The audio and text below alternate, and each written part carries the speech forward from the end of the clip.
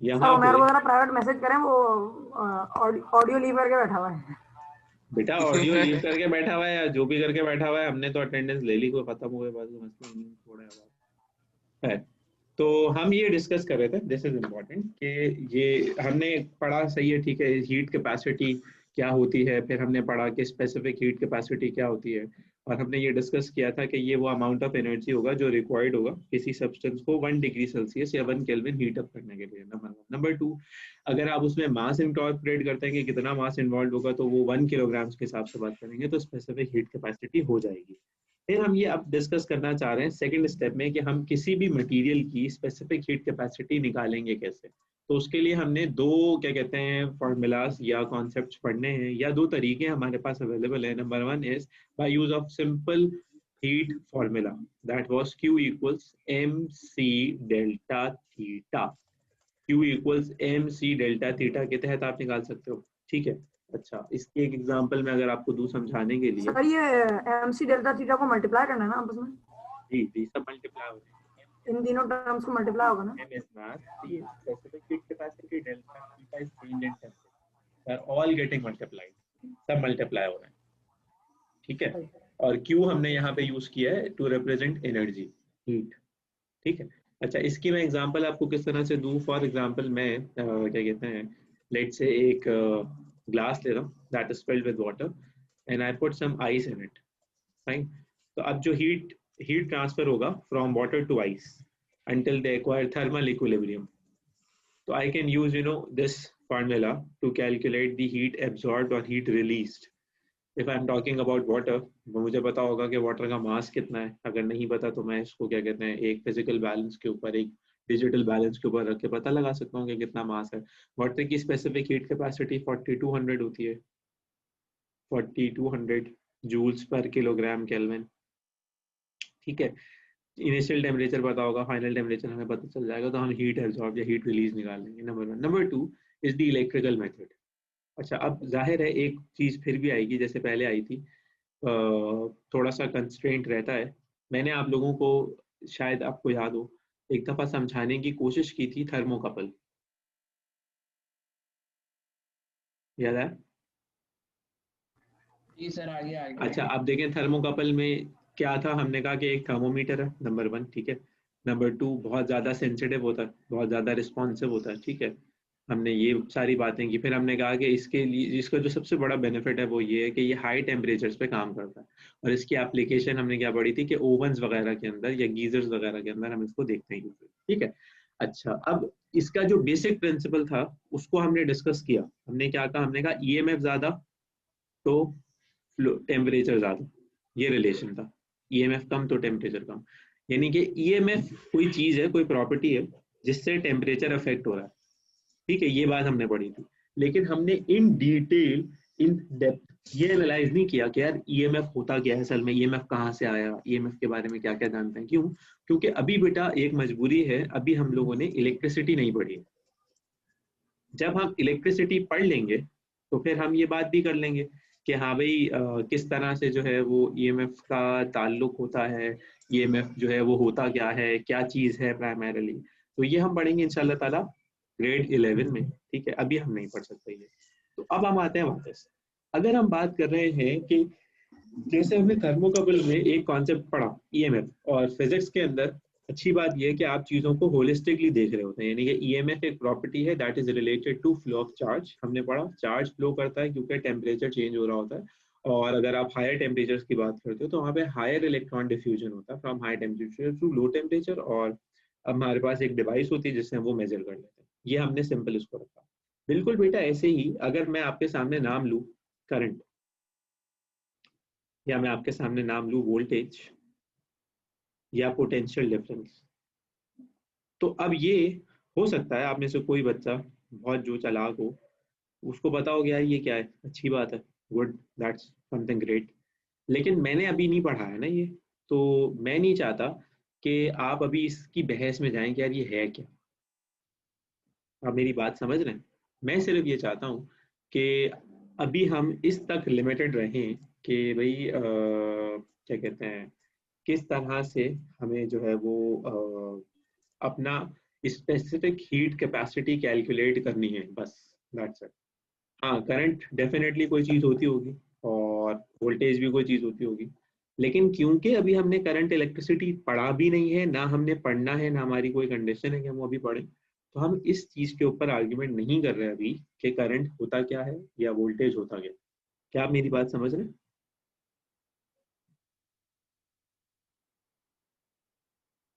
जी sir. जी sir. ठीक है, ये एक बहुत ज़्यादा इंपॉर्टेंट पैरामीटर है जो आपके जहन में होना चाहिए। अच्छा, अब अगर एक सवाल आता है कि भाई आप में से किसी को पता है कि करंट क्या है या वोल्टेज क्या है, ठीक है, तो अच्छी बात है, पता हो उसको, मुझे कोई मसला नहीं है। तो लेकिन अगर उसको नहीं पता तो वो एक बहरहाल अभी टेंशन ना ले कि यार पता नहीं ये क्या है। मुझे सिर्फ इतना सा काम है कि मैं करंट को और वोल्टेज को यूज करूंगा, क्या करने के लिए, क्या करूंगा मैं ये निकाल रहा हूँ, ये है मेरा मकसद, स्पेसिफिक हीट कैपेसिटी। ठीक है, अच्छा अच्छा, कुछ बच्चे, आप जब अपने किसी भी दूसरे बच्चे से बात करेंगे जो ग्रेड 10 में होगा या 11 में होगा सीनियर से, उन लोगों को लगता है यार ये पता नहीं बहुत कोई मुश्किल चीज़ है, हमेशा ऐसे आवाज़ें आती है ना, यानी कि फिजिक्स के अंदर जो कुछ कॉन्सेप्ट्स बच्चों को हमेशा कंफ्यूज रखते हैं वो ये है। लेकिन ये सर कैसे आप आ जाती यकीन है? करें, आप यकीन करें ये ऐसा है नहीं, यानी कि it is very easy to understand. अगर आप सिर्फ एक दफ़ा अपने दिमाग में ये कंपार्टमेंट बना के रख देंगे, वोल्टेज और आई हमने अभी पढ़ना नहीं है, हमने सिर्फ इसको यूज करना, तो फिर आपको कभी भी कंफ्यूजन नहीं होगा। ठीक है, अच्छा, अब आते हैं कि हम क्या करना चाह रहे हैं, हम निकालना चाह रहे हैं सी। तो अब आपसे सवाल मैं ये कर लेता हूँ भाई किस चीज़ का सी निकालना है, तो लेट से किसी किसी सॉलिड सब्सटेंस का मैं सी निकाल रहा हूँ। तो मैं क्या करूंगा, मैं एक एक्सपेरिमेंटल सेटअप अरेंज करूंगा जस्ट लाइक दिस। मैं उस सॉलिड सब्सटेंस के अंदर सबसे पहले तो 2 होल्स करूंगा, ये वाला होल ड्रिल किया मैंने, ठीक है, फिर मैंने ये वाला होल ड्रिल किया, और मैंने क्या किया, मैंने एक होल के अंदर हीटर डाला, ये वाला हीटर है आप देख सकते हैं, हीटर हीट सप्लाई करेगा, और ये थर्मोमीटर है जो टेम्परेचर मेजर करेगा। और मैंने इसको पूरे को एक क्या कहते हैं इंसुलेटेड कंटेनर में रख दिया, पैक कर दिया, या इसके ऊपर कोई इंसुलेटिंग शीट डाल दी। अच्छा, अब इंसुलेटिंग शीट मैंने क्यों डाली है, ये एक अजीब सी बात लगती है। हीटर तो समझ में आता है कि हम हीट कैपेसिटी निकाल रहे हैं तो गर्म कर रहे होंगे, हीट ताकि एस्केप ना करे। जबरदस्त, और हम थर्मोमीटर इसलिए लगा रहे हैं ताकि हमें टेम्परेचर पता चले कि कितना बढ़ गया। तो हमने इंसुलेशन इसलिए लगाई है ताकि हमारा जो एनवायरनमेंट है ना, यहाँ पे जो भी हीट है ना वो हमारे सिस्टम में आए, ना वो हमारे सिस्टम से जाए, हमें सिर्फ ये पता हो कि भाई हमने कितनी हीट दी थी, that is my concern only. बात समझ आई? तो इनिशियली जब हम ये एक्सपेरिमेंट स्टार्ट करते हैं हम क्या करते हैं, ध्यान से मेरी बात सुनिएगा पूरे ध्यान से, थोड़ी सी मुश्किल बात है। इनिशियली हम ये बात करते हैं कि सबसे पहले तो हमने इनिशियल टेम्परेचर मेजर करना है, मैं इसे कह रहा हूँ टी आई या थीटा आई। अब ये थीटा आई क्या है, इनिशियल टेम्परेचर। इनिशियल टेम्परेचर का क्या मतलब है, you know you place a thermometer, you place a heater, and you don't switch this heater on, and you only wrap this container with an insulation temperature so का that पहले से ही temperature होता है block में। exactly sir basically वो temperature जो process होने से पहले exactly because it would be somewhere close to room temperature. So since this is now insulated it would take certain time to adjust, कि अब हमें नहीं पता कि ये कितनी देर में एडजस्ट हो रहा है, तो हम थोड़ा वेट करते हैं और हम देखते हैं कि भाई अच्छा ठीक है, इंसुलेटेड कंटेनर के अंदर when heater is not on it is of. अब ओवरऑल टेम्परेचर ये आ रहा है, थर्मोमीटर ने मुझे ये रीडिंग दे दी है, लेट्स से कि वो दिए उसने 30 डिग्री सेल्सियस। अच्छा, ये कब है, when your heater is of, sir 30 degree initial पे दिए ना। इनिशियल है, यस, ठीक है। सही। अब हमने 2 काम करना है। नंबर 1, हम एक काम करेंगे कि हम अपने सर्किट को ऑन तो करेंगे ही करेंगे, लेकिन इसके साथ साथ हम जो काम करेंगे वो हम मेजर करेंगे टाइम, यानी कि हम कितनी देर तक गर्म कर रहे हैं, दैट इज वेरी इंपॉर्टेंट। ऐसा थोड़ी है बस आराम से अपनी मर्जी से गर्म करते रहेंगे, नहीं। तो एक मैं स्विच ऑन करूंगा हीटर को, और एक मैं स्टॉप वॉच अपने पास लेके बैठा हूँ और मैं टाइम रिकॉर्ड करूँ। तो लेट्स से मैंने टाइम रिकॉर्ड किया फॉर 10 मिनट्स, और मुझे पता चला कि 10 मिनट्स के बाद जो टेम्परेचर था, let's say it became 60 degree Celsius. बात समझ आई? जी सर। अच्छा, इस अब सर इन ये जो 10 30 डिग्री अब है ये जी बोले। इनिशियल है 30 डिग्री, इनिशियल टेम्परेचर है। हाँ मैं आपसे पूछ रहा था 30 डिग्री के अंदर आपने कोई हीट नहीं दी हुई, इट्स लाइक वही अभी टेम्परेचर है उसका। यस एग्जैक्टली, स्टार्टिंग में ये अब ये स्टार्टिंग टेम्परेचर है before heating, before my experiment has started, that's that temperature. Now that may be room temperature, that may be slightly lower than room temperature because it is, you know, inside insulation. तो मैं इसको room temperature सिर्फ इसलिए कहने से avoid कर रहा हूँ क्योंकि आप हो सकता है इंसुलेशन डालने के बाद इसका टेम्परेचर थोड़ा कम हुआ हो, तो इसलिए मैं ये कह रहा हूँ. ठीक है. अच्छा, Okay, अब ये 10 मिनट्स तक तो मैंने वेट किया, लेकिन ड्यूरिंग दैट 10 मिनट्स वेटेज जो मैं दूसरा काम करूंगा, ये तो पहला काम हो गया ना कि स्विच ऑन किया और स्टॉप वॉच स्टार्ट की. दूसरा काम मैं ये करूंगा, I keep a close eye on ammeter and voltmeter. अच्छा, अब एम मीटर और वोल्ट मीटर क्या है? देखिए, एम मीटर करंट मेजर करता है, वोल्ट मीटर वोल्टेज मेजर करता है. मेजरमेंट कर रहा है तो कोई ना कोई फिजिकल क्वांटिटी होगी जिसको मेजर किया जा सकता है. ठीक है. अब वो मेजर कर रहा है और मैंने 10 मिनट में देखा कि भाई एम मीटर के अंदर जो करंट था वो कभी रहता है 1 एम्पेयर, कभी हो जाता है 1.1 एम्पेयर. ये मैं अपने पास नोट डाउन कर रहा हूँ. फिर 1 हो जाता है, फिर कभी हो जाता है 1.2 एम्पेयर. यानी कि पूरे 10 मिनट्स तक फॉर लेट से एवरी मिनट मैंने एम मीटर की रीडिंग्स का चार्ट बना लिया अपने पास. इसी तरह से मैंने वोल्ट मीटर की रीडिंग का चार्ट बना लिया. लेट से 2 वोल्ट है, 2.1 वोल्ट है, 2 वोल्ट्स हो जाता है, 2.05 हो जाता है. तो इसमें बहुत ज़्यादा फ्लक्चुएशन नहीं आएगी, स्लाइट फ्लक्चुएशन आती है थोड़ी बहुत. वो हमने अपने पास 10 रीडिंग्स ले ली, 10 करंट की, 10 वोल्टेज की. अच्छा, अब मैं अगर आपसे कहूँ कि मैंने 10 रीडिंग्स क्यों ली है, तो कोई जस्टिफिकेशन दे सकते हैं आप मुझे कि मैंने भाई इतनी सारी रीडिंग्स ले ली, हम तो 3 रीडिंग्स लेते हैं, 10 रीडिंग्स मैंने क्यों लिया? सर क्योंकि 10 मिनट्स आपने वेट किया ना, हर मिनट के लिए एक रीडिंग. जबरदस्त. तो देखें, एक बात ये थी सबसे पहले कि क्या कहते हैं, मैं इस जहन से काम कर रहा था या इस चीज़ से मैं काम कर रहा था कि भाई मैं 10 मिनट तक वेट करूं और मेरे से एम मीटर और वोल्ट मीटर में कोई ऐसी वैल्यू हो, कोई ऐसा डाटा हो जो ख़राब हो जाए, जो मिस आउट हो जाए, तो ये ना हो, ताकि मैं पूरा का पूरा डेटा सेट के ऊपर नजर रखूँ. Number 2, I get more accurate answers.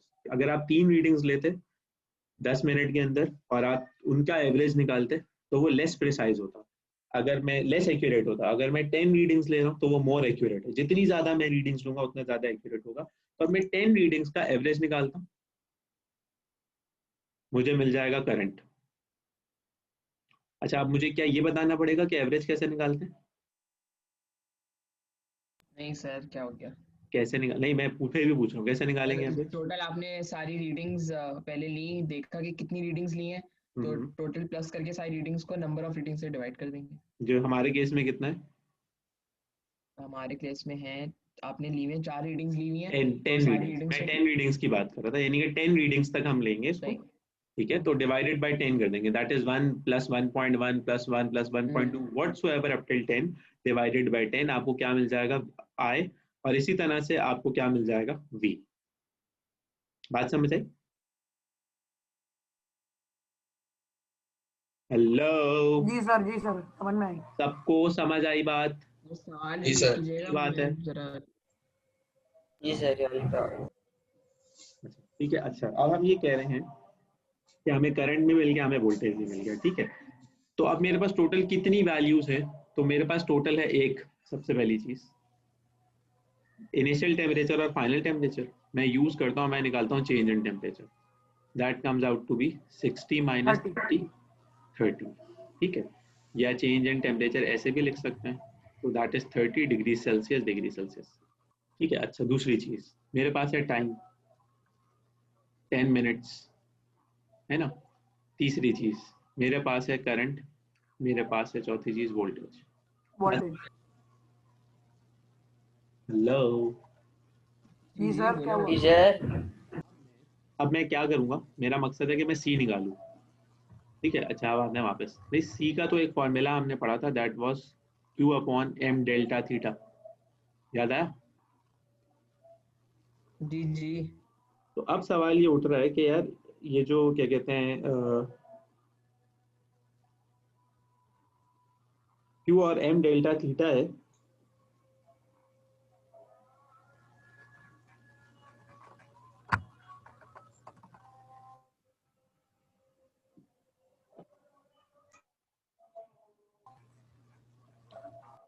Q और एम डेल्टा थीटा है, इसमें से मुझे क्या निकालना है? सी. ना मुझे क्यू पता है ना मुझे एम पता है, मुझे अभी तक सिर्फ क्या पता है, डेल्टा थीटा। तो सर अब आप m तो निकाल। हाँ, हाँ अब मैं आपको बारी बारी समझाने की कोशिश करता हूँ मैं करना क्या चाह रहा हूँ। सबसे पहले मैं अब एक फिफ्थ रीडिंग लूंगा, that is how I find M. अब मुझे कोई बताएगा मैं मास कैसे निकालूं? सर मास तो होल्ड करने से पहले आप नहीं निकाल सकते थे। तो फिर तो देखो ना, फिर तो कंडीशन ये होगी कि जिसका मैंने निकाला होगा वो क्या कहते हैं पता इसमें नहीं ज्यादा वैसे एटम, इसमें ज्यादा होगा उसका मास। है ना। तो अब हम तो नहीं कह सकते जब आपने होल किया तो मटेरियल रिमूव किया तो मास चेंज हो गया। तो let's don't make it that much complicated. मैं मास इसका आपको बता देता हूँ कि भाई इसका मास है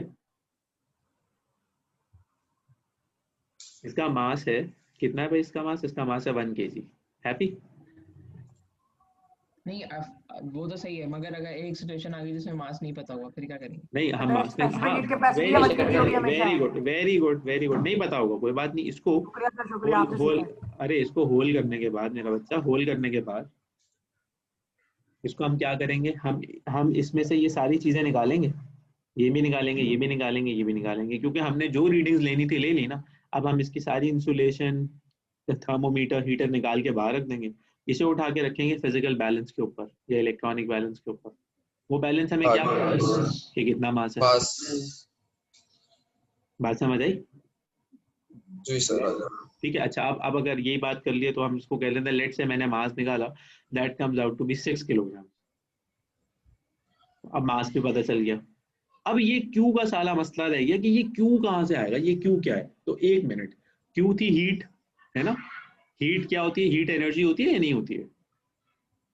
जी सर।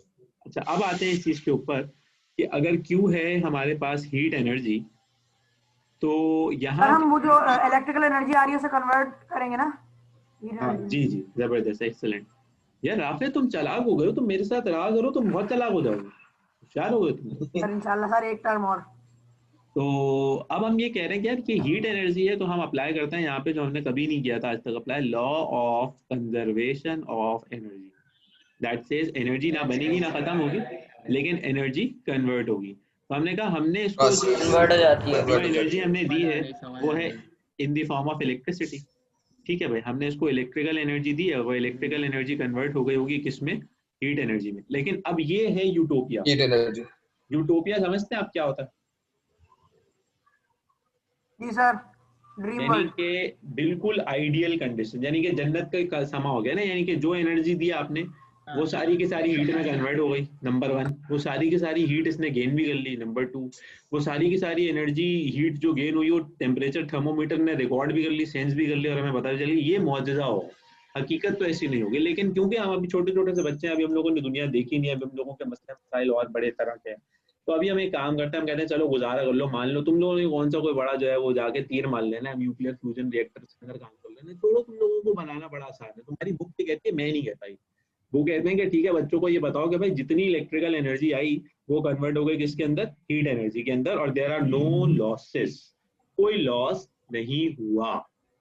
अगर हुआ भी है ना तो मैं कह रहा हूं नहीं हुआ। बात समझ आई? सही है। हकीकत जी में सर। प्रैक्टिकली स्पीकिंग तो there would be many losses. Electrical energy आपने अगर 100 जूल्स दी है तो सवाल ही नहीं उठता कि हीट एनर्जी 100 जूल्स हो। लेकिन but for simplicity we are assuming कि भाई ठीक है इलेक्ट्रिकल एनर्जी जो है वो इसके बराबर है। अब सवाल आता है सवाल कि थोड़ा ऑफ टॉपिक है शायद, मगर अगर सारी हीट में नहीं कन्वर्ट हुई तो कहीं ना कहीं तो यूज हुई होगी ना। लॉस हो गई होगी, हाँ लॉस हो गई होगी, यानी कि मेरे एक्सपेरिमेंटल डाटा से उसका कोई ताल्लुक नहीं है, तो I would consider that to be lost. मगर the law of conservation of energy is still is true. या नो वन इज सेइंग, ये अजीब से सिनेरियो में जा रही है बात, लेकिन law of conservation of energy गलत थोड़ी है। लॉ ऑफ कंजर्वेशन की एप्लीकेशन गलत डिस्कस कर रहे हैं ना हम ये कह रहे हैं कि भाई सारी एनर्जी हीट एनर्जी में कन्वर्ट हो गई, ये है एतराज। सारी एनर्जी हीट एनर्जी में थोड़ी कन्वर्ट हो सकती है भाई, वायर लॉस होगा, कुछ ना कुछ लॉस तो हर जगह होगा। तो वो तो कंपनसेट किया ही नहीं किसी ने, वो तो निकाला ही नहीं किसी ने। लेकिन क्योंकि ये इतना कोई रॉकेट साइंस एक्सपेरिमेंट नहीं है, इतना कोई बड़ा नहीं है, इतनी कोई देर के लिए नहीं कर रहा मैं, तो मैं कह रहा हूँ there are negligible losses, I am ignoring that. But I am not saying law of conservation of energy is not valid, that is valid. वो वैलिड है तभी तो ये ये आर्ग्यूमेंट आ रहा है कि भाई लॉस हुआ है, अगर वो वैलिड ही नहीं होता तो लॉस भी नहीं होता। सही है सर, सही है। समझ आ रहा है नहीं है? मैं बोल रहा हूँ सही होगा, तुम लोगों को समझ आ रहा है नहीं आ रहा है ये बताओ। जी आ रहा है सर, आ रहा है। आ रहा है।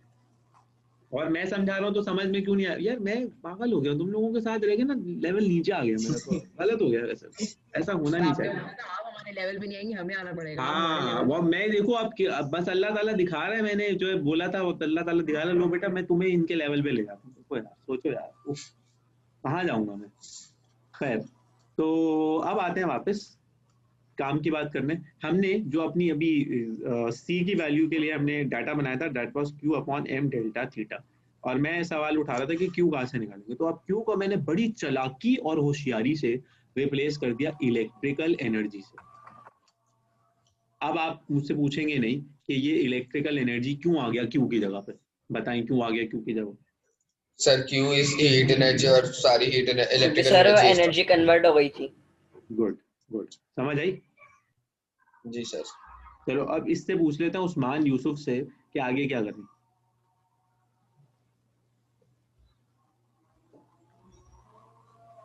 तो मेरी इन्फॉर्मेशन क्यों टेस्ट कर रहे हैं, मैं सुन रहा हूँ। तुम, मुझे लग रहा है कि तुम सो रहे थे, मैंने तुम्हें जगा दिए। नहीं जी नहीं, सर। मैं सुन रहा हूँ।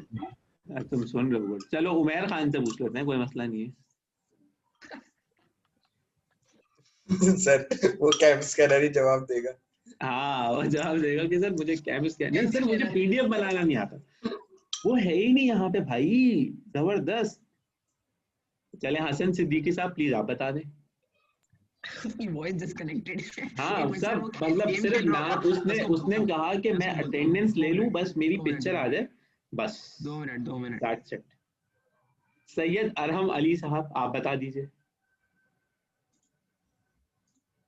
सर इसके बाद हम लोग वो हमने फॉर्मूला थीटा की हीट मतलब डालेंगे और मास डालेंगे, उसको डिवाइड करेंगे तो फिर हमारे पास स्पेसिफिक हीट कैपेसिटी आ बेटा जाएगी। मेरा बेटा कैपेसिटी कैपेसिटी जी। कैपेसिटी ठीक है, थैंक यू। अच्छा जी, चलें फिर अब आप में से मुझे और कोई बता दे भाई। अब्दुल्ला यूसुफ साहब आप मौजूद हैं, प्लीज आप मुझे बता दें मैं इलेक्ट्रिकल एनर्जी के लिए क्या करूं, किससे जाके पूछूं, क्या करना चाहिए, कैसे करना चाहिए।